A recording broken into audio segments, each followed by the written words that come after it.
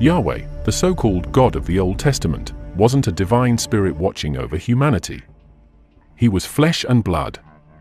He walked, he talked, he burned, he demanded, he punished.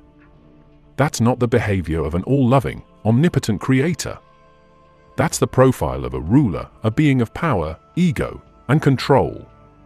You've been worshipping a king who came from the sky, not the infinite source of existence. And once you start seeing the text through that lens, everything changes. Every command, every punishment, every sacrifice starts looking like what it really is, the rulebook of an ancient overlord. Let's be clear, this isn't about faith. This is about power. Yahweh acts exactly like the Anunnaki described in the oldest Mesopotamian tablets, those sky beings who descended to earth, built humans to serve them, and then crowned themselves gods. They weren't metaphorical. They were tangible. They mined, they built, they fought. And Yahweh fits their pattern like a glove, a jealous, possessive entity obsessed with obedience and sacrifice. He didn't create man out of love. He manufactured a workforce and branded himself as God so his subjects would never question their chains. Why does a perfect being need constant worship? Why demand offerings, blood, burnt meat, temples? Why threaten plagues and fire on those who disobey? That's not enlightenment, that's management.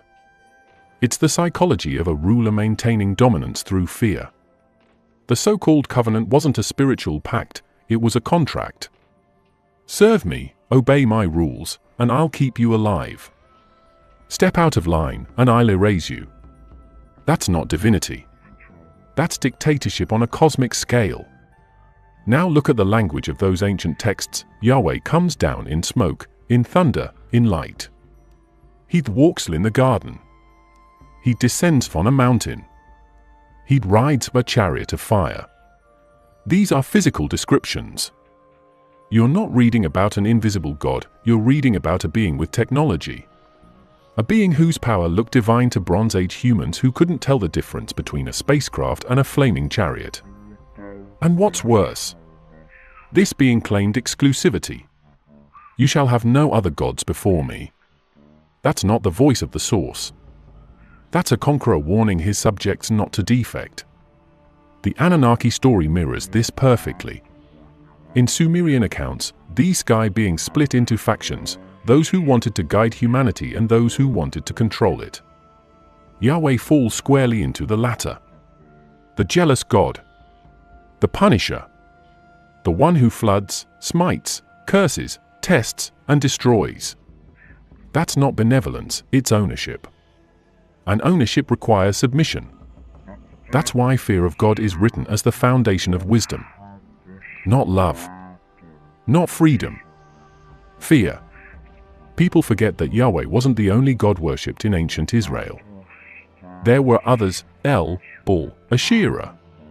The land was filled with rival deities. But somewhere along the line, one faction seized control and erased the rest. Yahweh's cult became the only legal one, and every other god was rebranded as false, evil, or demonic. That's how monopolies work, you eliminate the competition. And through that erasure, monotheism was born. But behind that word hides the same old truth, the most ruthless ruler always wins.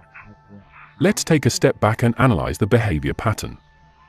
The Anunnaki ruled humanity through a system of dependence. They gave knowledge selectively. They taught agriculture, metalwork, astronomy, but only what was necessary for humans to be productive. Sound familiar? In the Yahweh narrative, the tree of knowledge is forbidden. Human curiosity is punished. Disobedience equals exile. That's not morality. That's control of information. A being that fears human enlightenment isn't divine, it's insecure.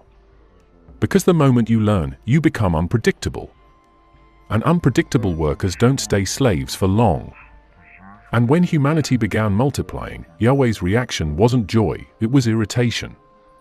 My spirit shall not abide in man forever, for he is flesh. That's not the voice of a loving creator, it's the complaint of a genetic engineer realizing his experiment got out of hand. So he floods the earth, resets the system, and starts again with a handful of survivors loyal to him. That's not salvation.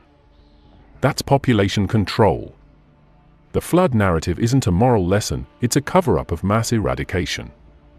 Just like the Anunnaki tablets describe when the gods wiped out noisy humans disturbing their peace.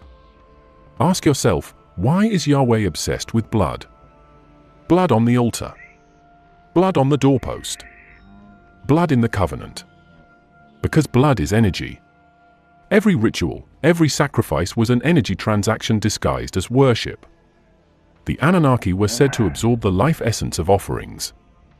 Ancient temples weren't built for prayer, they were built as energy conduits.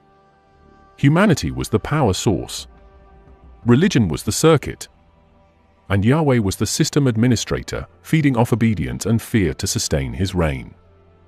Every act of divine wrath in Scripture follows the same pattern: disobedience, punishment, submission, restoration. It's behavioral conditioning. The same method trainers use on animals: reward compliance, punish rebellion. The only difference? Here, the stakes are cosmic. You either worship or you die. And the brilliance of the system is that it programs you to call your submission faith. You enslave yourself and call it salvation. And don't forget the obsession with chosen people. Why would an infinite, all-powerful creator have favorites? Why play politics with tribes? Because this isn't about love, it's about territory. Each Anunnaki faction ruled a region, built its own followers, and waged proxy wars through them. Yahweh's chosen weren't special, they were his soldiers. Their victories were his victories. Their sacrifices, his sustenance. That's why the Old Testament reads like a military campaign journal, not a spiritual revelation. It's a record of conquest under divine branding. Even the 10 Commandments fit the same pattern: I am the Lord your God who brought you out of slavery. The first line literally frames the relationship as master and servant. The rules aren't for enlightenment, they're for control. The Anunnaki system worked by binding humans with oaths, contracts, and fear. Yahweh institutionalized that system. He didn't liberate his people, he re-enslaved them under divine law. The chains just became invisible. Notice how Yahweh's manifestations always involve thunder, smoke, clouds, and fire, just like descriptions of the Anunnaki crafts descending. The ancients called them chariots of the gods. The Israelites called it the glory of the Lord. Different names, same phenomenon. The mountain trembles, the people fall, and Moses speaks through a glowing face, classic signs of radiation exposure. These aren't metaphors. They are misinterpreted encounters with technology. And if you read carefully, Yahweh isn't omnipresent or omniscient. He moves from place to place. He asks questions. He investigates. He changes his mind. He regrets. Those are traits of a limited being, not a cosmic consciousness. An all-knowing God wouldn't need to come down to see what humans are doing. That's a supervisor checking his field. The evidence is right there, hidden in plain sight for thousands of years. When you strip away the holy language, you're left with a portrait of a powerful, territorial entity who engineered humanity, demanded loyalty, and erased his rivals. That's not spirituality, that's colonialism on a divine scale. The Anunnaki didn't rule with democracy or compassion, they ruled with command and compliance. Yahweh simply perfected the model. And the irony? The slaves never realized they were slaves. They called their master father. Now, imagine being one of those ancient humans. You see fire descend from the sky. You hear a voice through the air. You witness beings walking out of light. How would you describe it? You'd say God spoke. You'd bow. You'd obey. Because you're facing power you can't comprehend. That's how the myth begins, by confusing technology with divinity. The Anunnaki didn't need to pretend forever. Once fear took root, humans carried the control mechanism forward themselves. Religion became self-sustaining. The slaves became the priests. Yahweh's entire story fits the Anunnaki template: arrival from the heavens, genetic engineering of humanity, enforcement of obedience through law and fear, periodic destruction of defiant populations, and constant demand for devotion. The only thing that changed over millennia was the branding. The gods became God. The system remained the same. You've been told Yahweh is the Alpha and the Omega, the Eternal, the Creator of everything. But if you trace the linguistic and mythological DNA, Yahweh shows up late to the party. He's not the origin, he's the adaptation. The echoes of his name, his behavior, his rituals, their fingerprints left by much older gods from Mesopotamia. And when you map it out, the pattern is too precise to ignore. Yahweh didn't appear out of the void. He was built, stitched together from the remains of the Anunnaki pantheon that ruled long before the Hebrew tribes ever spoke his name. Start with the region. We're talking Mesopotamia, the cradle of civilization, the birthplace of writing, law, and organized religion. The Sumerians had the Anunnaki. The Akkadians worshipped Enlil, Enki, Inanna, Nana. The Babylonians inherited them, renamed them, reformatted them. Then the Canaanites, neighbors to early Israel, worshipped El, Baal, and Asherah. Sound familiar? Because that's where Yahweh's mask starts to form. In early texts, Yahweh wasn't alone. He was part of a council. God stands in the assembly of gods. That's straight out of the Psalms. He wasn't the only one yet. He was one among many. But something happened. His cult, small and local, began absorbing and rebranding older deities. A theological hostile takeover. Look at the linguistic trail. The name El was the Canaanite high god, father of all divine beings. Elohim literally means gods, plural. Yet translators morphed it into a singular word for God. That's not divine mystery, that's editorial surgery. Early Israelites worshipped Yahweh alongside others, and inscriptions prove it, ancient altars showing Yahweh and his consort, Asherah. That's right, Yahweh had a wife. The priests later erased her, burned her name out of history, and rewrote the story to make him a lone, jealous deity. That's not revelation, that's revision. They were rewriting the board of divine hierarchy, not discovering it. Now, let's talk about how Yahweh's personality was imported. The traits, jealousy, storms, war, fire, are identical to Baal, the Canaanite storm god. Even the imagery lines up: lightning, thunder, mountains, smoke. Yahweh is Baal under new management. The difference? Baal was one of many. Yahweh decided he'd be the only one. He didn't invent divinity, he monopolized it. And just like any monopoly, it started with a merger, Yahweh absorbing Baal's attributes, El's authority, and the Anunnaki's origin story. What do you get when you merge three gods into one and strip the competition? Monotheism, a rebrand sold as purity but born out of conquest. You've got to understand how power worked back then. Gods weren't abstract, they were national. Every tribe, every city, had its own patron deity. When one nation conquered another, their god was declared superior. That's how Yahweh evolved, from a regional god of storms and war in the deserts of Edom to the supreme deity of a nation after conquest and propaganda fused. That's why early texts describe him coming from Seir or from Teman, that's territory south of Israel, not heaven. He was a southern tribal deity elevated to cosmic authority through centuries of rewriting. And the parallels with the Anunnaki system are too sharp to brush off. The Anunnaki operated through a hierarchy of power, a council of deities led by a dominant ruler, with each god assigned a domain: sky, sea, earth, underworld. Early Yahwism had the same setup. The sons of God, the divine council, the messengers, it's a bureaucratic pantheon under one administrator. The later writers just stripped the ranks and declared all others angels or rebels. That's how you sanitize history. You rename your rivals and call it revelation.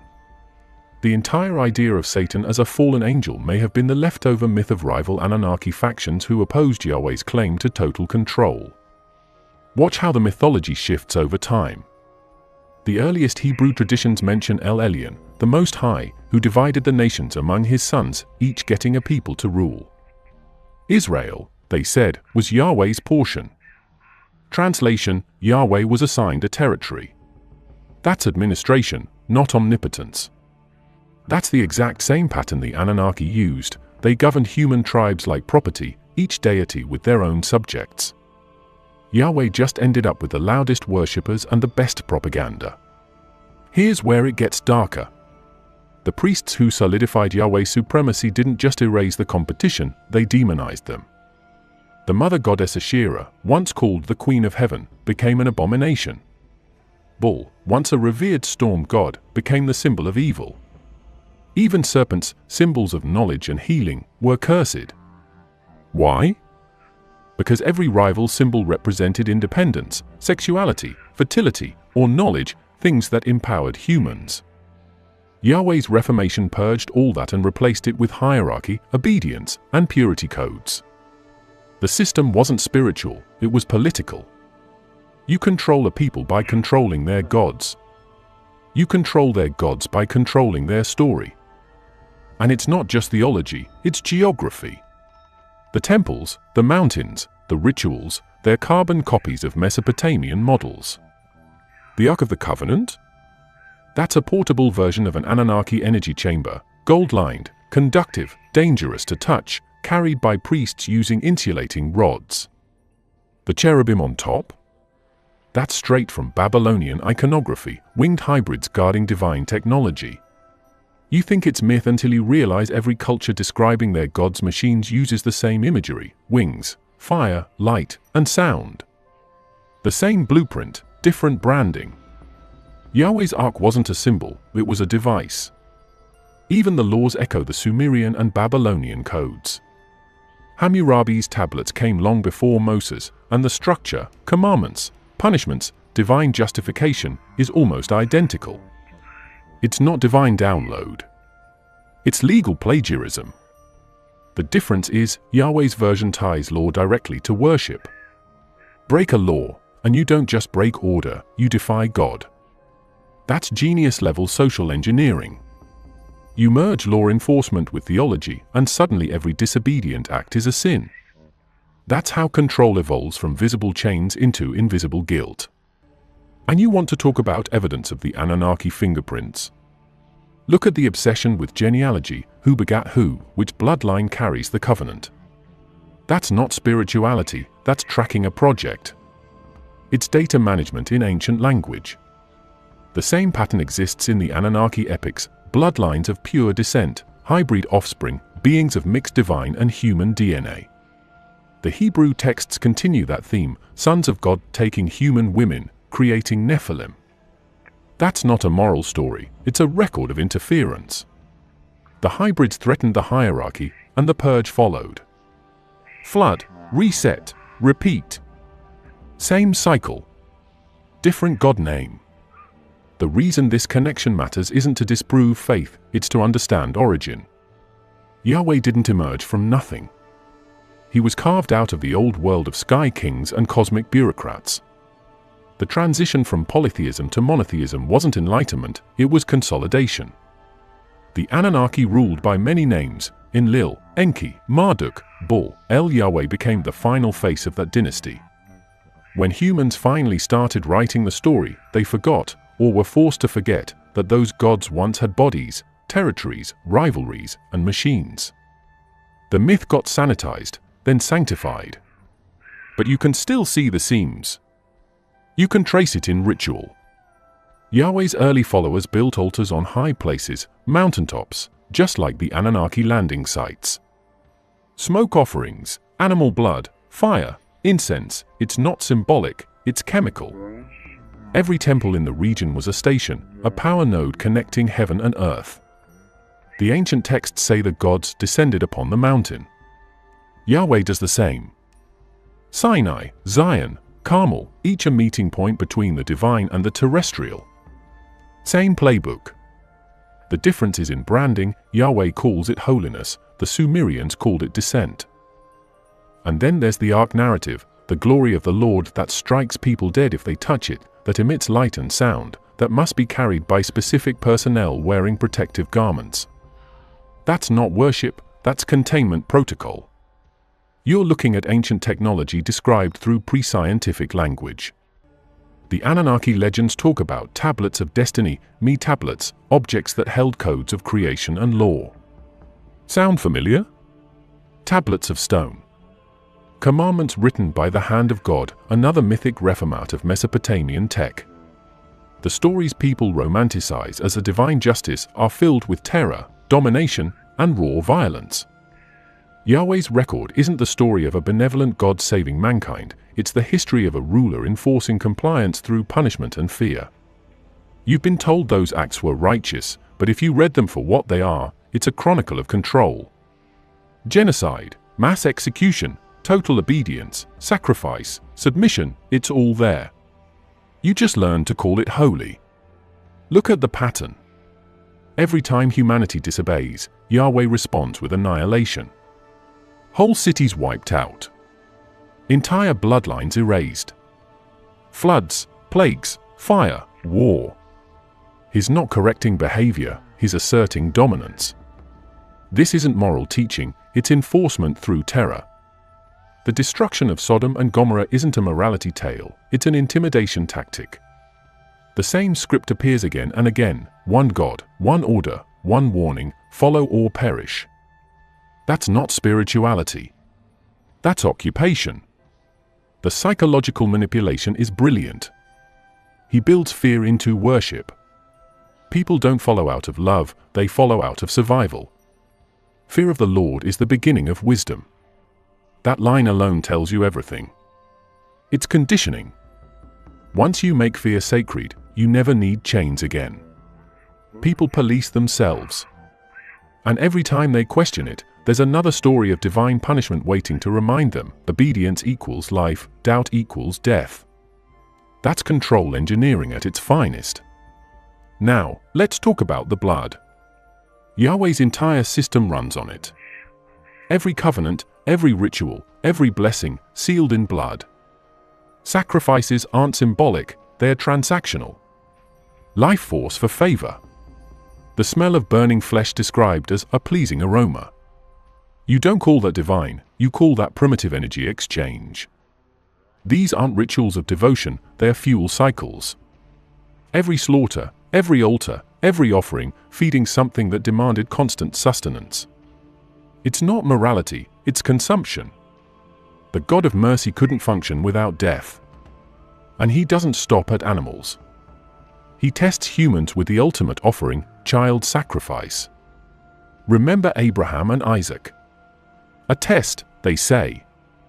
But what kind of being asks a man to kill his own son to prove loyalty? That's not love. That's a power test. That's psychological domination, forcing someone to choose obedience over instinct, faith over empathy. And when the knife is stopped, people call it mercy. But the trauma is already done.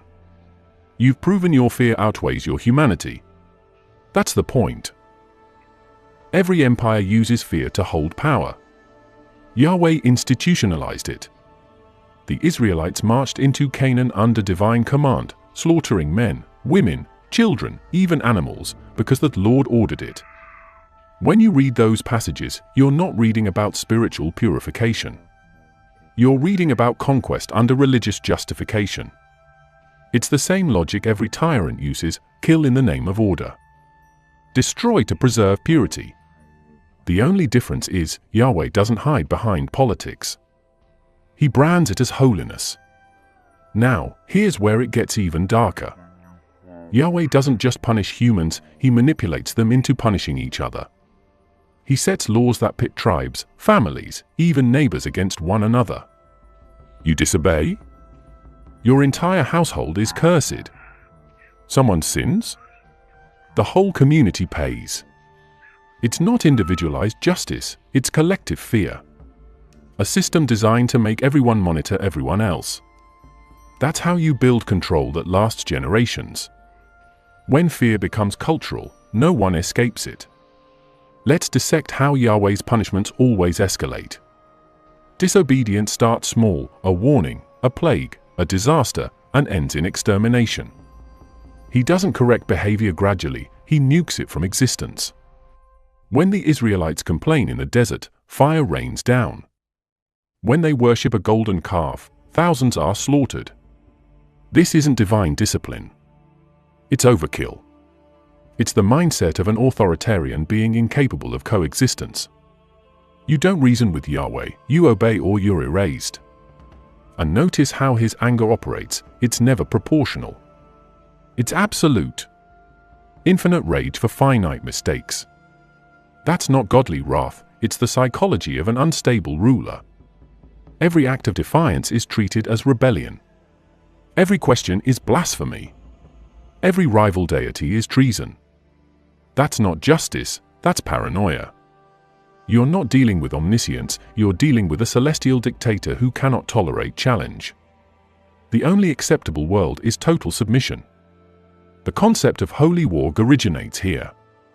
It's Yahweh who invents the framework: kill for faith, purge for purity, annihilate for obedience. And people followed it willingly because they were told they were chosen. That's the bait. Convince a group they're special, then weaponize them against everyone else. Chosen isn't privilege, it's recruitment. Yahweh's wars weren't divine missions, they were territorial operations. Every conquered land became holy the moment it was taken. That's propaganda dressed as revelation. Watch how he manipulates emotion. Yahweh doesn't inspire love, he demands it while threatening punishment. Love the Lord your God, or face destruction. That's not love, that's coercion. Love under duress isn't devotion, it's survival instinct. The entire emotional framework of the Old Testament is trauma bonding. He breaks them, saves them, punishes them, forgives them over and over, until fear feels like safety. The cycle creates dependency. You can't imagine life without your captor because your captor is your God. And the irony is brutal. Every story that paints Yahweh as merciful comes right after he destroys everything. The flood, for example, wiping out the world, then calling it a fresh start. That's like burning down a house and claiming you renovated it. Mercy after mass destruction isn't mercy, it's damage control. He resets the board, repopulates his subjects, and calls it righteousness. But the pattern remains: obedience breeds reward, defiance breeds death. No growth, no freedom, just survival under threat. The punishment of Job exposes another layer. Here's a man who did everything right, yet Yahweh allows his suffering just to win an argument. That's not moral testing, it's cruelty disguised as demonstration. He destroys a man's life to prove loyalty, then restores it as if that erases the torment. That's the behavior of a being who sees humans as pawns in his game of power validation. Suffering isn't collateral, it's entertainment. And it gets stranger when you analyze Yahweh's obsession with vengeance. He admits it openly: vengeance is mine. That's not divine justice, that's personal pride. A being that claims ultimate power shouldn't need revenge. But Yahweh demands it constantly. He doesn't forgive, he retaliates. He doesn't redeem, he eradicates. Every offense, every insult, every rival nation met with fury and fire. That's not godhood, it's insecurity wearing a crown. Even his interactions with his prophets show the same pattern. They don't receive visions of peace, they receive warnings of destruction. Fire, famine, captivity. The so-called Word of God is a broadcast of threats. And when the prophets hesitate, he punishes them too. Jonah runs, he's swallowed alive. Moses doubts, he's denied the promised land. This isn't guidance, it's micromanagement through fear. No one speaks for Yahweh freely, they survive him. And don't overlook the ritualistic violence. The detailed laws of sacrifice read like a butcher's manual. Which organs to burn, how much blood to sprinkle, where to cut the animal. It's methodical, almost scientific. That level of precision isn't for symbolism, it's for efficiency. Every act feeding a system that required energy. The altar isn't a table, it's a machine. And the priests aren't spiritual leaders, they're technicians maintaining an ancient power protocol. You ever notice how Yahweh reacts when people try to approach him without permission? Instant death. Touch the ark, you die. Enter the Holy of Holies, you die. Look at him, you die. What kind of God kills his followers for proximity? That's not holiness, that's radiation. You're not unworthy, you're unshielded. The stories aren't spiritual metaphors, they're hazard reports written in religious language. Every encounter framed as divine wrath could just as easily be exposure to something beyond human tolerance. And what about the commandments that sound moral but function as control mechanisms? Honor me. Keep my day. Do not speak my name in vain. It's brand protection, not ethics. Every law reinforces hierarchy. The first half of the commandments isn't about human behavior, it's about loyalty enforcement. Only the last few touch human morality. That ratio tells you the real priority. The system wasn't designed to create virtue, it was built to maintain authority. The psychological depth of this domination is staggering. Yahweh doesn't just control through fear, he embeds guilt as a permanent mechanism. You're born wrong. You're unclean by default. Every human act needs purification. You start life in debt to a God who claims he made you defective. That's not divine design, it's control through shame. The more guilty you feel, the more obedient you become. And that guilt doesn't end, it's generational. The sins of the fathers will be visited upon the sons. Eternal debt passed through bloodline. That's systemic slavery disguised as spirituality. You've heard the story of Lucifer's rebellion, right? The cosmic traitor, the fallen one, the serpent. But what if I told you that story didn't start in heaven, it started on earth, and the roles were reversed? The so-called enemy wasn't evil. He was enlightened. He wasn't rebelling against creation, he was defying a corrupt administrator, Yahweh, the same being the ancients called Enlil, the Anunnaki overlord who wanted total control of humanity. And the being who tried to free us? That wasn't a devil. That was Enki, the serpent of knowledge. The one who broke ranks, who risked everything to give humanity awareness. That's where the real war began. Not between good and evil, but between control and liberation. The book of Genesis isn't a divine revelation, it's a censored report. Every line of it hides a power struggle between two factions of sky beings, Yahweh, the enforcer of law and submission, and Enki, the scientist and liberator. When you read the serpent tempting Eve, you're not reading about sin. You're watching an act of rebellion against an authoritarian God. Yahweh bans knowledge. Enki provides it. Yahweh punishes curiosity. Enki rewards it. Yahweh demands obedience. Enki offers awareness. So who's really the villain? The one who wants you ignorant, or the one who opens your eyes? Yahweh's anger in the garden makes sense only if you see him as a ruler losing control over his experiment. He created humans, kept them limited, and confined their awareness. That tree of knowledge wasn't mystical, it was data. Forbidden access. A firewall around human consciousness. When Enki, disguised as the serpent, overrode that restriction, humanity's software changed. Awareness activated. Consciousness expanded. And Yahweh panicked. He didn't say, "You have sinned." He said, "Behold, the man has become like one of us, knowing good and evil." That's not morality, that's hierarchy. He realized the humans were no longer controllable. The virus of awareness had infected his system. That single moment of defiance is the oldest act of rebellion in human myth, and Yahweh's response was brutal. Expulsion, suffering, subjugation. The birth of pain, labor, death, all punishments for accessing knowledge. That's not divine justice, that's a cover-up. He couldn't destroy the humans without destroying his own creation, so he rewrote the story. He turned the liberator into a serpent, the symbol of wisdom into a symbol of evil. Classic political move, demonize your rival, sanctify yourself. Every empire does it. The Anunnaki just did it first. Think about the serpent's role across civilizations. In Sumer, the serpent represents Enki, the god of water, creation, and knowledge. In Egypt, it's the Uraeus, the symbol of royal power and divine insight. In Greece, it's the staff of Asclepius, healing through wisdom. Only in Yahweh's world does the serpent become Satan.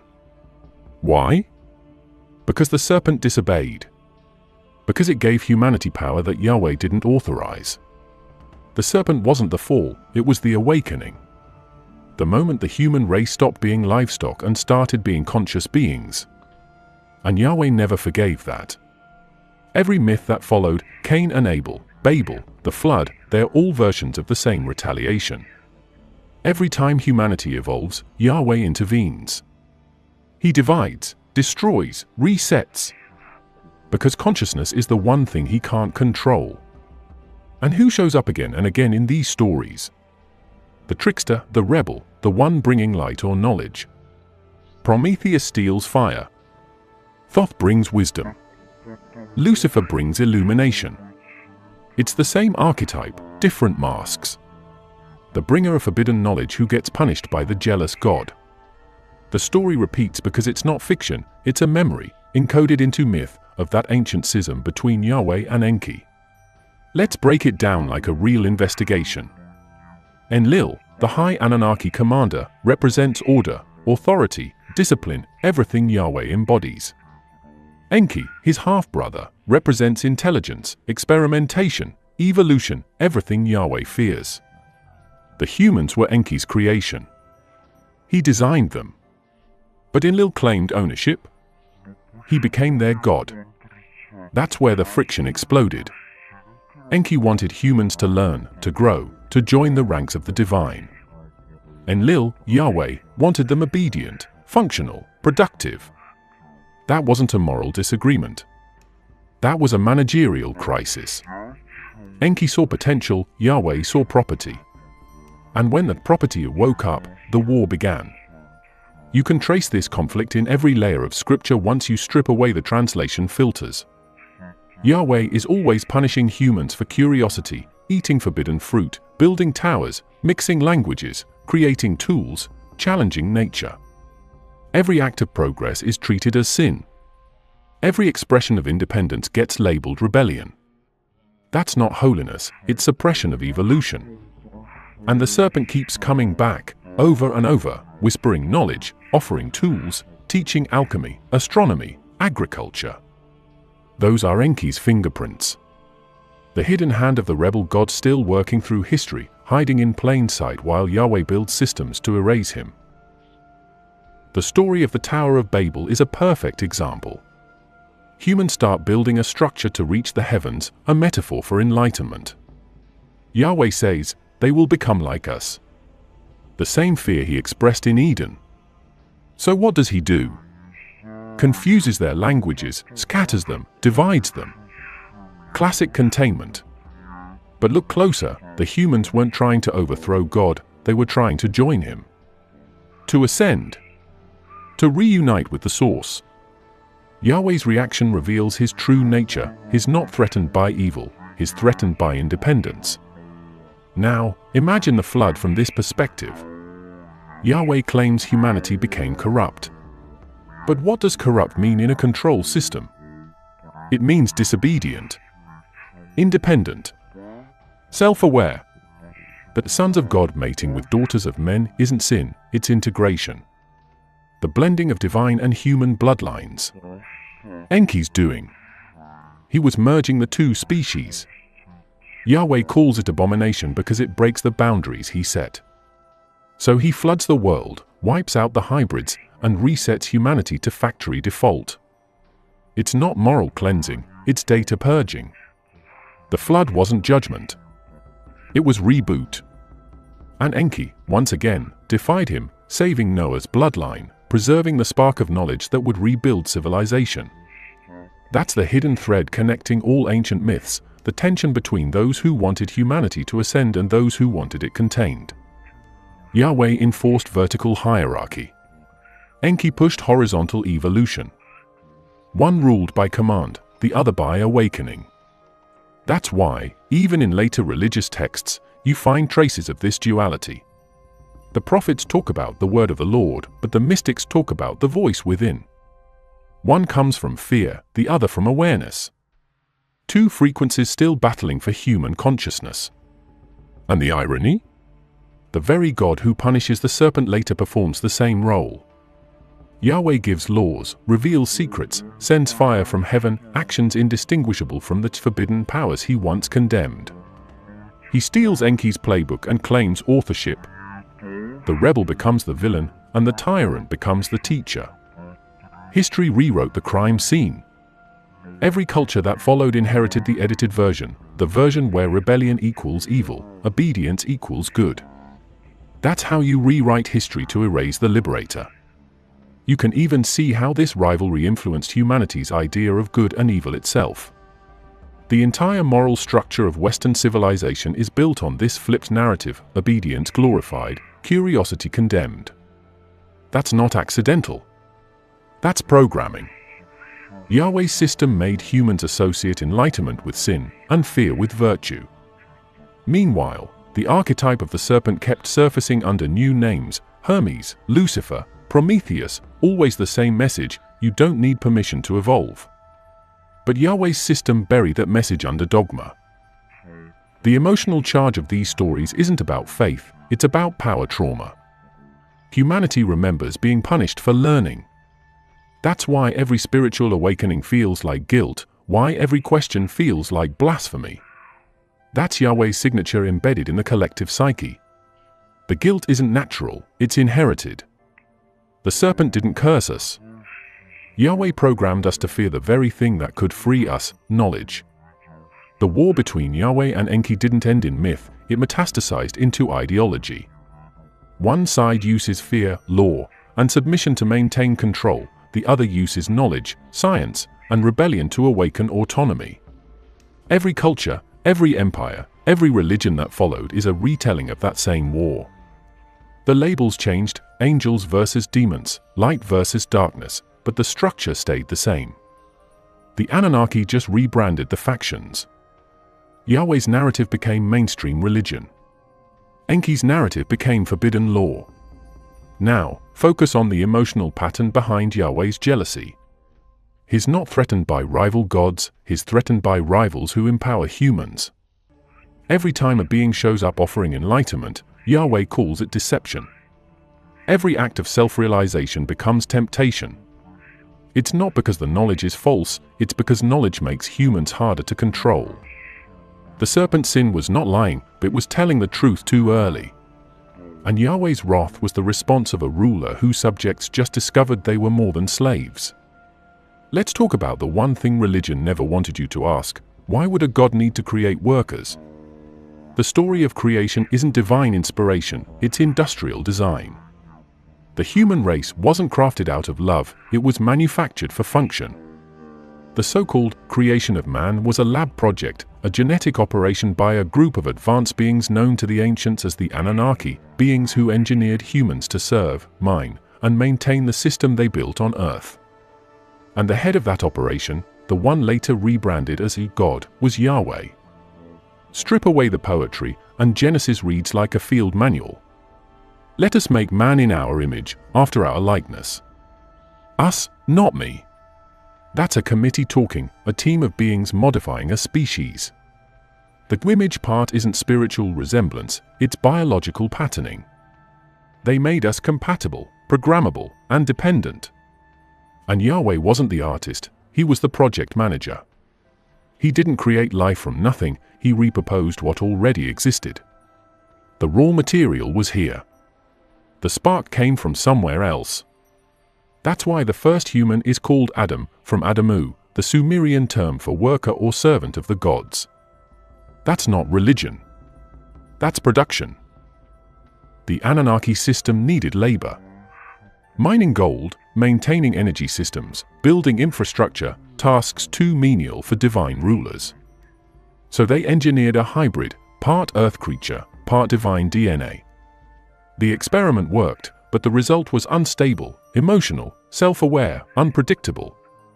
Yahweh saw the danger immediately. A species capable of questioning its role doesn't stay obedient for long. So he limited lifespan, restricted knowledge, and installed hierarchy. Humans became functional but forgetful, smart enough to serve, not smart enough to rebel. That's not creation. That's containment. Look at how the Bible frames work itself.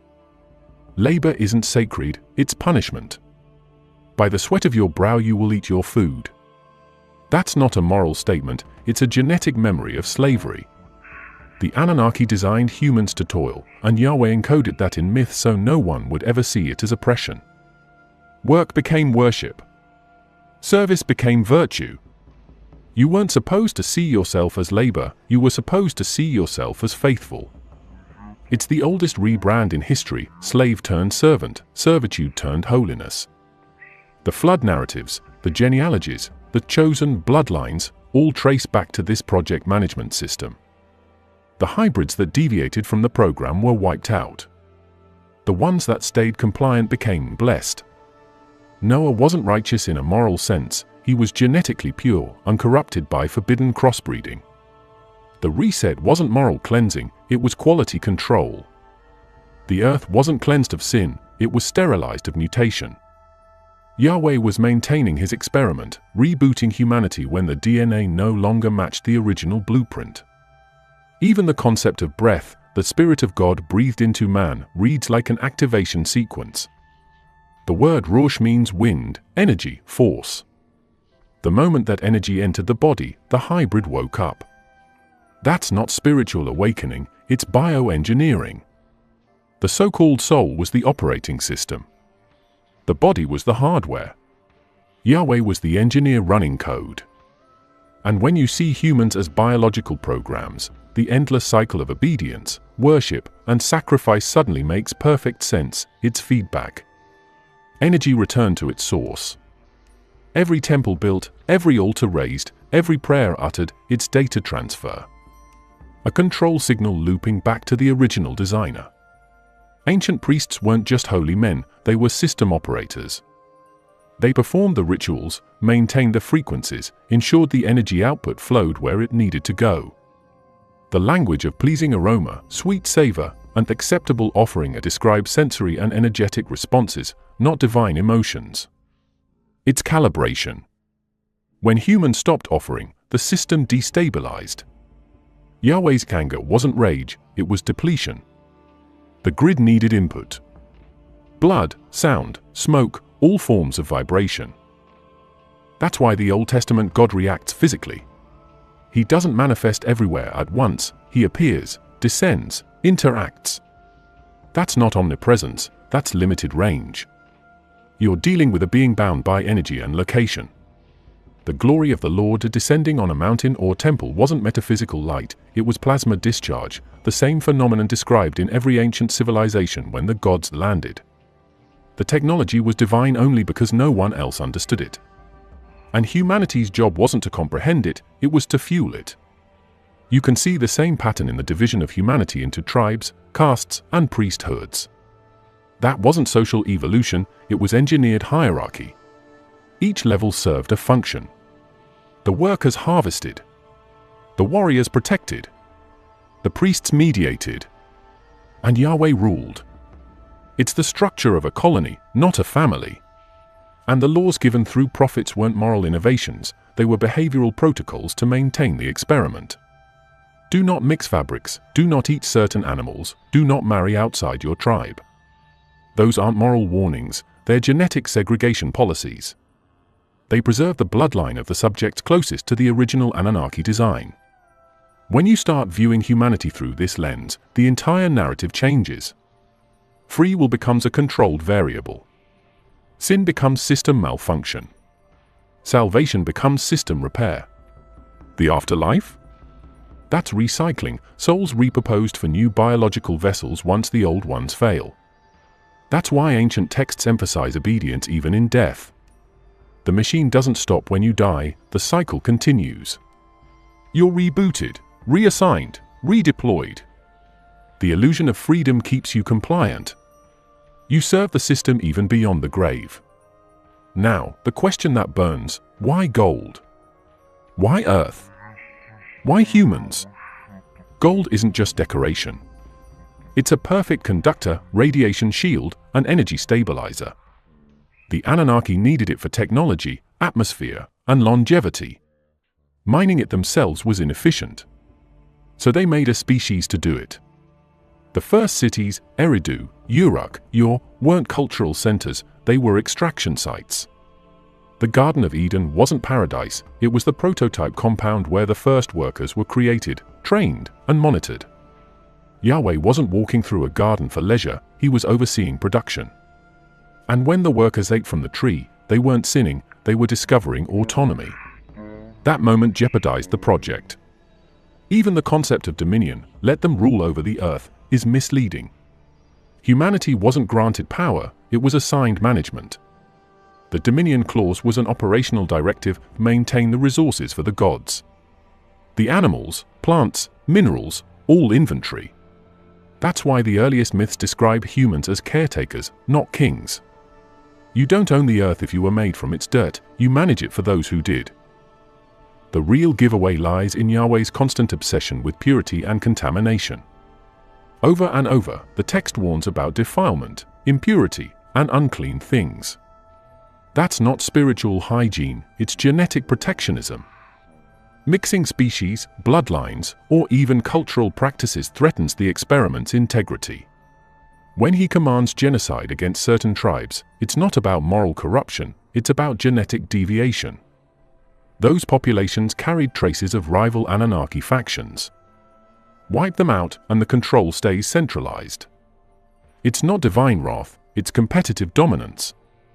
And the deeper you dig, the more mechanical Yahweh's interactions become. His presence burns, blinds, kills. His angels act like drones, executing, reporting, scanning. The Ark of the Covenant behaves like a weaponized reactor. These aren't symbols. They're devices, ancient technology mistaken for miracles. Yahweh didn't command nature, he manipulated it. And humanity, standing in awe of thunder and fire, called it holy. They couldn't see the machine behind the myth. Notice the language of servitude built into creation itself. The Lord formed man from the dust of the ground. Dust, raw material.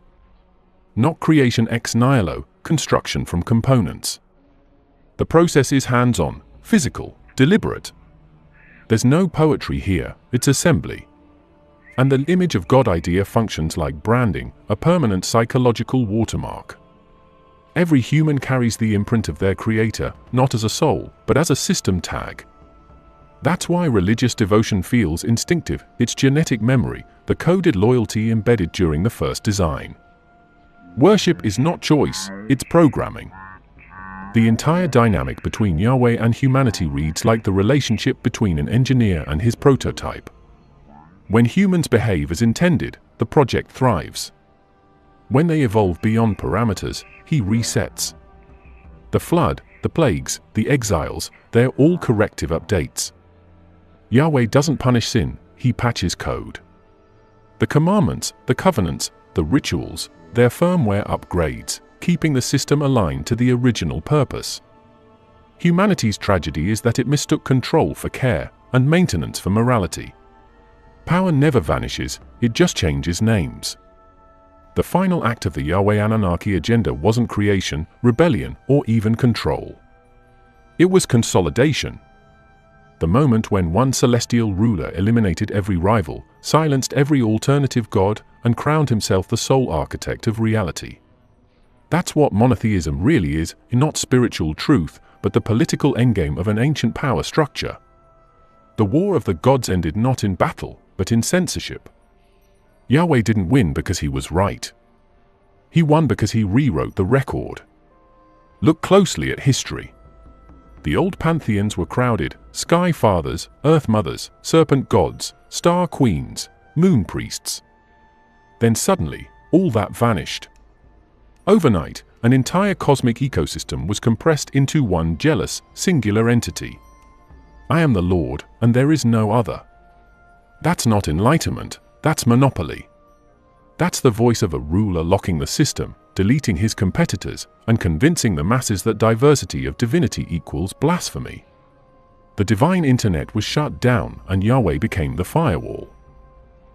He didn't do it with swords, he did it with scripture. The texts were edited, merged, burned, purified. Everything that hinted at multiplicity, gone. The feminine erased. The serpent demonized. The liberators recast as villains. And in their place stood one God who demanded absolute loyalty. You shall have no other gods before me. Translation: the age of the council is over. The merger is complete. You're not talking to the source, you're talking to the CEO who absorbed every department. Religion became the corporate rebrand of cosmic conquest. Even the language tells on itself. El, Bull, Adonai, Shaddai, different names that once referred to separate entities, fused into one. The scribes didn't invent Yahweh, they standardized him. They took dozens of divine identities, flattened them into a single profile, and called it purity. And when you control the definition of purity, you control who's allowed to speak. Every temple of Asherah, every shrine of Inanna, every grove of the mother goddess was bulldozed. The divine feminine wasn't defeated in war, it was deleted from memory. The greatest cover-up in theological history wasn't hiding sin, it was hiding the goddess. That erasure wasn't moral, it was strategic. The feminine divine represented balance, intuition, emotion, creation without domination. But balance threatens hierarchies. You can't rule a population that honors equality between masculine and feminine energies. So Yahweh's system sterilized it. Eve becomes the sinner. Asherah becomes an idol. Wisdom becomes rebellion. Every feminine symbol is weaponized against itself. And the result? A culture permanently divorced from its intuitive half, conditioned to worship control while calling it faith. The temples that replaced the old ones were monuments of obedience. Every design element screamed hierarchy, an outer court for the masses, an inner sanctum for the chosen, and a holy of holies for one man once a year. That's not religion, it's architecture for power. You create distance, ritualize it, and call it holiness. The higher you climb, the fewer can join you. That's how spiritual oligarchies are built. And the priests became middle management, enforcing divine bureaucracy under Yahweh's brand. Obedience turned into currency. Sacrifice became taxation. Faith became compliance. When Yahweh's monotheism expanded, it didn't enlighten civilizations, it consumed them. Babylon, Egypt, Canaan, Greece, each absorbed, rewritten, filtered through Yahweh's narrative. Every rival god became a demon. Every alternative cosmology became heresy. Even the star gods of the older Anunnaki myths were rebranded as fallen angels, outcasts in a system that once celebrated them. Imagine erasing your competitors by turning them into villains in your own story. That's genius-level propaganda. And it worked for thousands of years because the story wasn't just told, it was enforced. Entire generations were born under a rewritten sky. The plural heavens became singular. The cosmic hierarchy shrank into a pyramid with Yahweh at the top and humanity crushed beneath. The idea of chosen people wasn't divine favoritism, it was corporate loyalty. A contract of exclusivity. Worship me and you're protected. Betray me and you're erased. That's not spirituality, it's monopoly enforcement. Every tribe that resisted was annihilated. Every belief system that offered alternatives was outlawed. Faith didn't spread, it colonized. And what's wild is how effective the rebranding was. People began defending their own domination. They carried Yahweh's logo proudly, fighting wars in his name, burning libraries, killing heretics, without ever realizing they were enforcing the very system that enslaved them. The genius of the Anunnaki plan was psychological. When you can make people guard their own chains, you don't need soldiers. You just need priests. The word of God became the weapon. Words control perception, and perception defines reality. By controlling language, law, scripture, liturgy, Yahweh controlled thought itself. Every translation, every revision tightened the system. The divine council became a host of angels. The rebellious gods became fallen. The watchers became demons. Every trace of the original cosmology was sanitized. Even the concept of heaven was transformed from a realm of many into a kingdom of one. The hierarchy became infinite but invisible. That's the perfect prison. You can't rebel against what you can't see. Notice how Yahweh's evolution mirrors empire.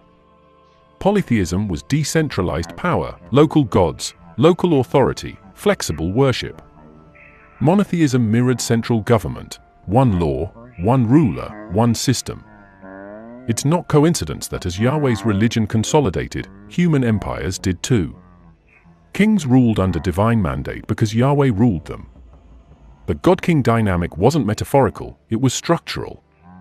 Earth became a reflection of heaven's tyranny.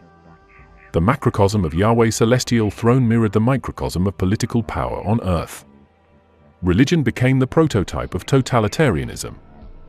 Even prophecy got weaponized. The prophets weren't foretelling, they were reinforcing authority. Their visions always ended the same way: obey or perish. Every prediction of doom doubled as a reminder of who was in charge. And when Yahweh went silent, his priests filled the gap. They spoke for him, interpreted him, moneized him. You can't question a God who no longer speaks, you can only trust the ones who claim to hear him.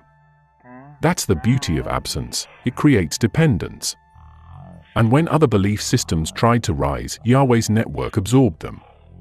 Christianity rebranded Yahweh as Father, Islam as an Allah, both inheriting his traits: control, law, exclusivity. The names changed, but the architecture stayed. Three branches of the same tree, rooted in the same soil of obedience. The Anunnaki structure survived every reformation because the blueprint was never theological, it was psychological. You don't need to believe in Yahweh to live inside his system. You just need to think in his hierarchy.